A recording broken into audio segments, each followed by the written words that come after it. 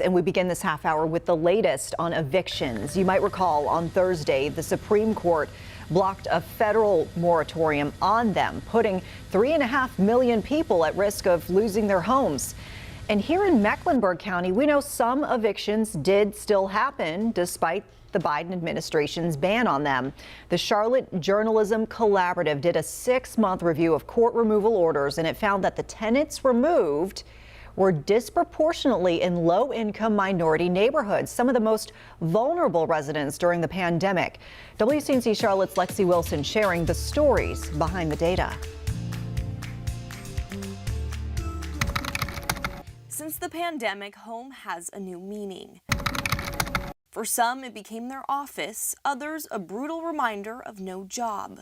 When the paycheck stopped, it left people with new realities. We have an eviction, but at the same time, I'm able to go out and find work.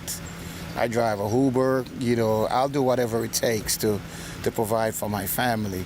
This man, who lives in Mecklenburg County, didn't want to share his identity, but tells us he benefited from the CDC moratorium. I had mine in place since last year. It's very helpful. Helpful to some people, but not everyone. The Charlotte Journalism Collaborative reviewed about 700 eviction cases in Mecklenburg County from October 2020 to March 2021 to figure out who and why people were being evicted despite the moratorium. Data shows low-income minority neighborhoods were impacted most. If Tryon Street has a runny nose, East Charlotte and West Charlotte has pneumonia. Okay, what this pandemic has really done is it's elevated. While there were evictions all across Mecklenburg County, these 3 zip codes had the most people removed. Records show landlords claimed non-payment when the rent stopped coming and the court agreed to evict. There were higher rates of poverty, Black residents, and less housing investment. That is something we consistently see across the board, and it's often because they have the least amount of resources, the least political capital, less access to legal representation.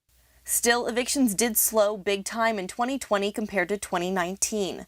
The Mecklenburg County Sheriff's Office received less than half the number of removal orders because of the moratorium.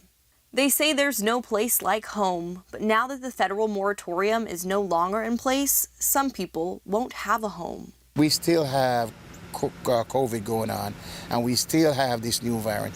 So think about all the people that's going to be homeless. Where are they going to put them? Reporting in Mecklenburg County for WCNC Charlotte, I'm Lexi Wilson.